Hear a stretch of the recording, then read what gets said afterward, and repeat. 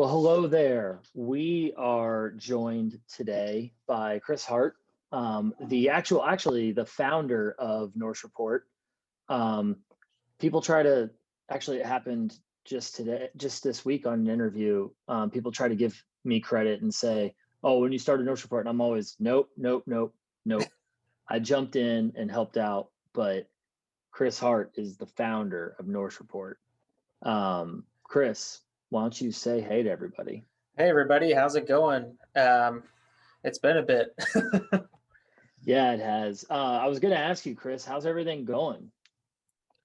It's good, just been slammed with moving to DC area, um, teaching in pandemic for I've been online now, teaching online for a year. So there's that, and then working on my PhD. There's just a lot of things going on, Yeah. but Oh my it's gosh. good. So have you had any chance at all, to like really watch the Norse this year, or was it kind of like slow starting, like a lot of us, and then you got a text from me and you were like, I probably should start watching.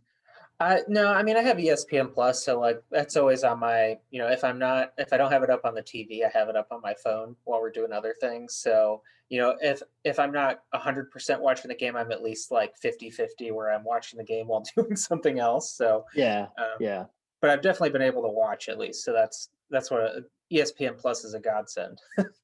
Well, that's good to hear, man. It's engagement's been down for a lot of people this year. So I got really annoyed last year. People wouldn't come to the men's games, wouldn't come to the women's games. The chat was down, all that kind of Yeah. stuff. And I was getting really annoyed. But like this year, it's just how can you? Like, how can you possibly something new all the time? I mean, so and speaking of not normal, you being in DC, oh my gosh, for those of you who didn't know, like Chris is in the DC area, and obviously, like, today is January 20th, Inauguration Day. And we're also 2 weeks to the day out from the insurrection protest, whatever you want to call Yeah. it. Uh, Thankfully, Chris is still with us. Yeah, luckily I'm far enough away to where I can keep my distance. But I mean, we did go. So we live like in Fairfax, which is where because I'm going to George Mason, Right. so it's like 25 minutes away from downtown. So I mean, there's so many houses and subdivisions in between us and DC that we don't really get affected by it. But I mean, we could hear all the helicopters flying and stuff once the National Guard got deployed because they sent in the Virginia Guard to Yeah. DC, so that a lot Right. of the bases are all around here and stuff.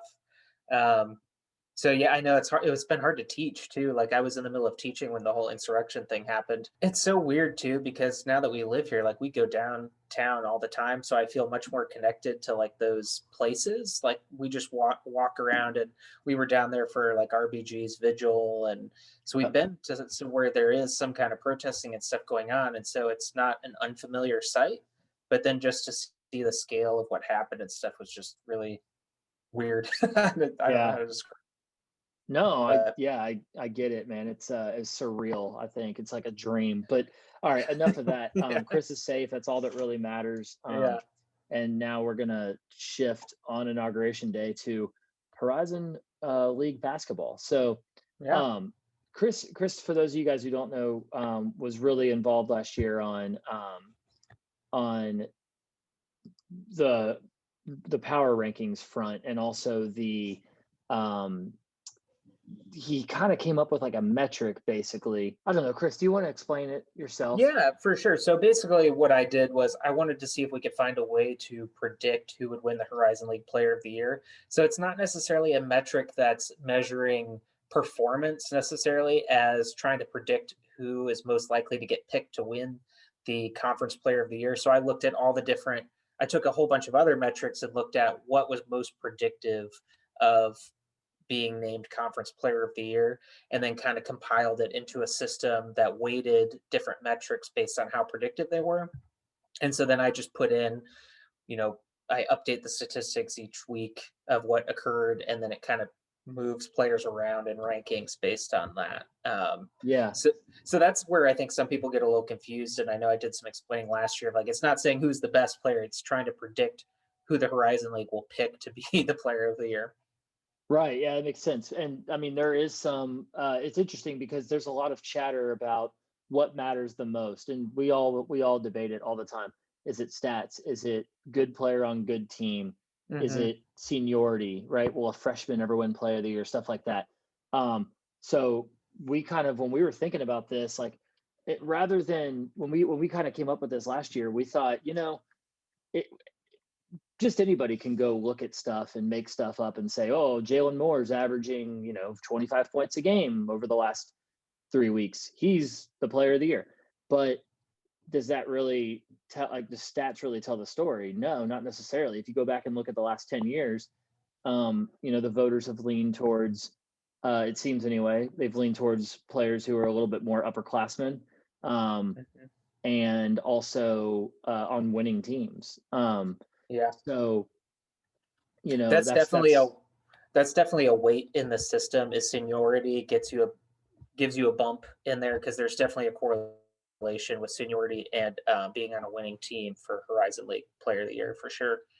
yeah, yeah, awesome. Well, we're just gonna walk through this article. It just dropped today. Today again being January 20th, Wednesday, January 20th. You see here everyone's record in the conference. The conference, the Ken Palm rankings of each team. Chris, I noticed something a little different this week. In previous weeks and even last year, you had been ranking, basically just kind of like ranking teams along with Ken Palm.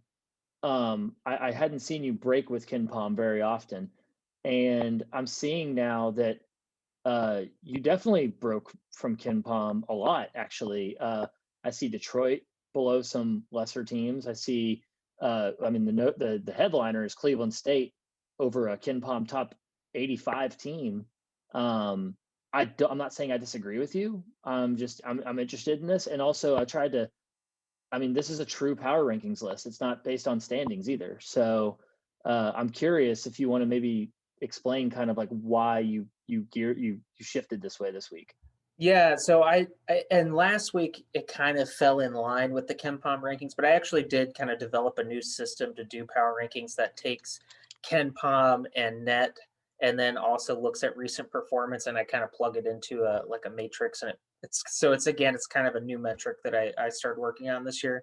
Um, and so it is going to kind of reject Ken Palm. Part of that is because I think the weirdness of this season, Ken Palm, there's some issues with the rankings that you're going to have in there because he does make assumptions starting from the beginning of the season of kind of their own opinions based on the statistics. And so, as you can see, like Wright State is still a top 100 team on there, even though if you look at, I feel like looking at the conference this year, Cleveland State has been the better team in my opinion. So Yeah, they have. It's so weird though, because like I'm glad I don't have to do this because Wright State, like, it's really weird, man. Like, I want to say Cleveland State's the best team, and I mean, clearly they haven't lost 3 games like Wright State has, but Wright State, they whoop the other team's ass, mhm. and then when they lose by them or to them, it's by a point or two. Like, their wins to me have been so much more convincing than their losses. Yeah, and I think that's where you're seeing like Ken Palm and their statistical profile indicates that they're a stronger team.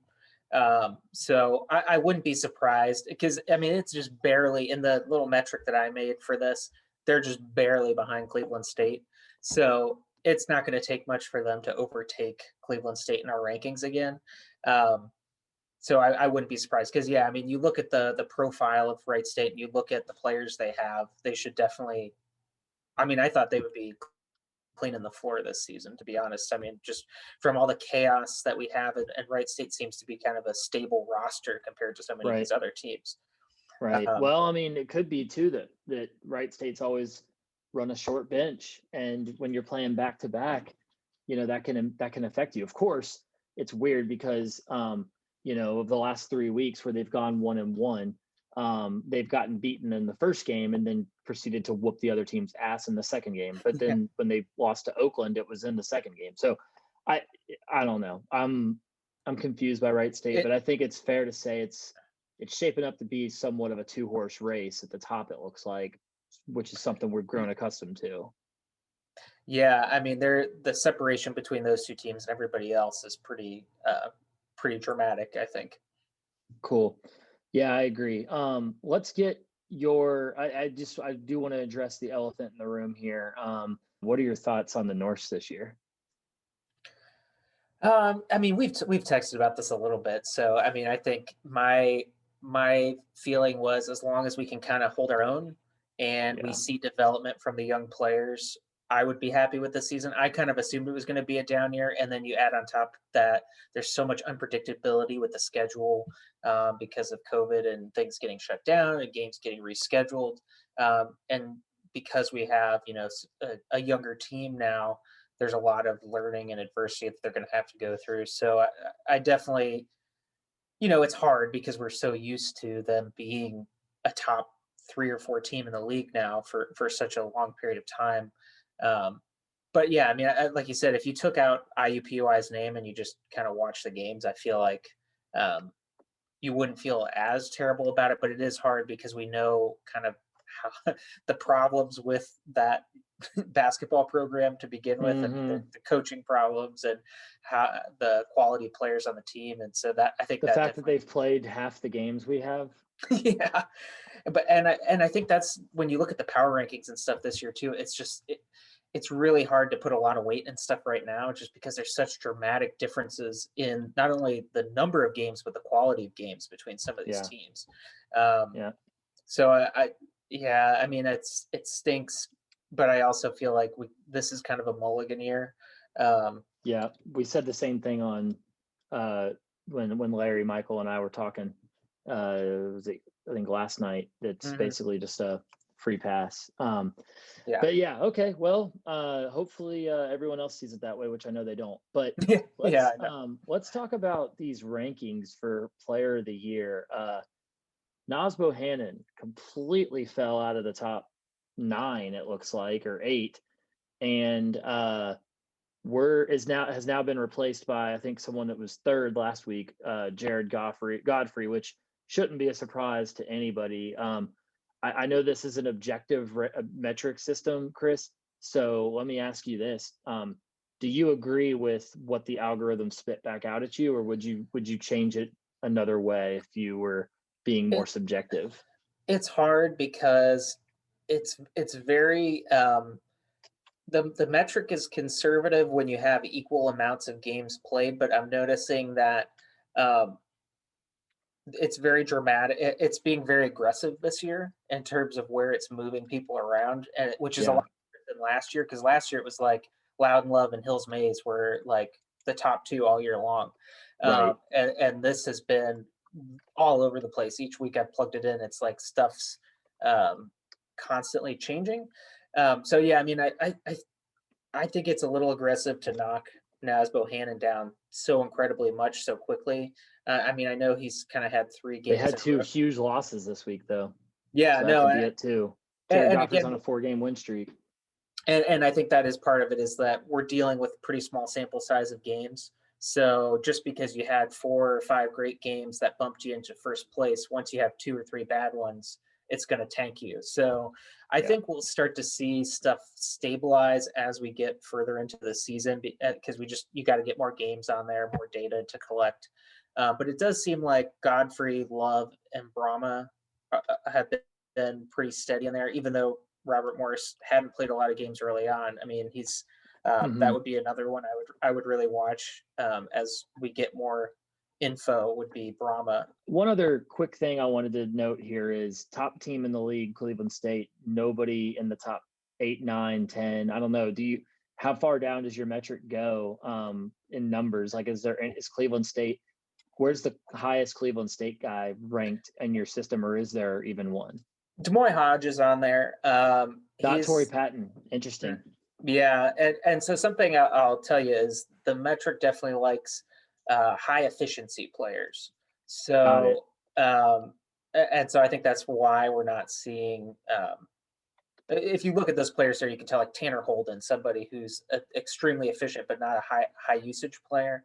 Hmm. It definitely favors those types of players. So um, yeah, I mean, Hodge is the only one that's on there right now. Um, I'm trying to think of where he's at. I think he's in the top 10. And he was in the honorable mention last week. Um, he was in the honorable mention last week, but a couple other people bumped ahead of him. Yeah, I have it's like a top it just 15 players or so right now that we're tracking.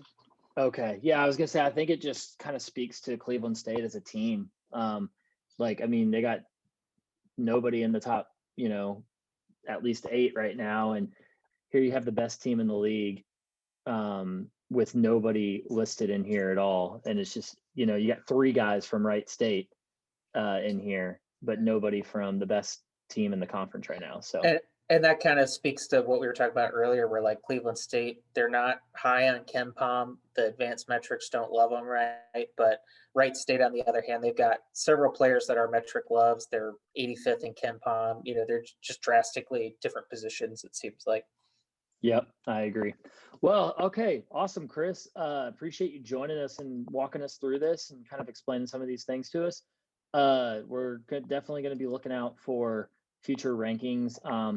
Unfortunately, they're not as fun this year when they don't include NKU players in and out the top 5 every week. But hey, we don't We'll work be off of back again. bias here. Yeah, we'll be back again for sure. We got I always say this is not so much a rebuild but a reload. So it might take us the rest of the year to kind of figure some things out, but we'll be right back in it next year. So, and I mean, Sure. who knows? The year's not over either. It's I still will very, say very short year. Trayvon has gotten into our top 15. So, maybe we'll see some traction as we go through the season. I was kind of surprised. I feel like Warwick would have started to get higher in our rankings, but not Yeah. yet. So Well, he's definitely going to be in the running for freshman of the year. So that's for something sure. we can hang our hats on for sure. Well, anyway, again, Chris, thank you so much for joining. We don't necessarily want to make a commitment here that this is going to be a weekly thing, but we know that the articles probably will be. For sure. We'll try to see if we can schedule Chris on again for next week. If you're watching this video as a standalone, feel free to go look at our other content, either on YouTube, subscribe to our newsletter so you can get all of our videos. And if you're on Facebook, there's other videos uploaded as well. If you're watching this video as a part of the Norse Report show, stay tuned. We're going to throw you into a little transition here and take you. We're going to close the book on this week. That's what we were just talking about. Chris and I were just talking about this past week of basketball, and obviously looking ahead to the Player of the Year stuff. We're going to close the book on that, and the next thing you're going to see after this little transition is Chris Capella from Robert Morris. We're going to be interviewing him and just chatting with him a little bit about what to expect this weekend. Because honestly, we don't really know them that well. So let's find out. All right, stay tuned.